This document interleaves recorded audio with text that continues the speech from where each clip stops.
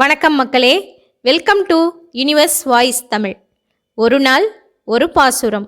இன்று திருமங்கையாழ்வார் பாடிய பெரிய திருமொழி.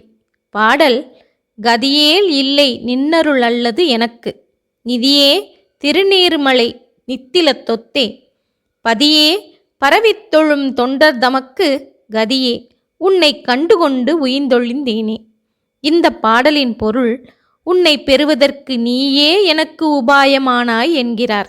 நிதி போல் அனுபவிக்க இனிமையானவனே, திருநீறுமலையில் எழுந்தருளியிருக்கின்ற முத்துமாலை போன்றவனே, அடியேனுக்கு உன்னுடைய அருளைத் தவிர வேறொரு புகலிடம் இல்லை.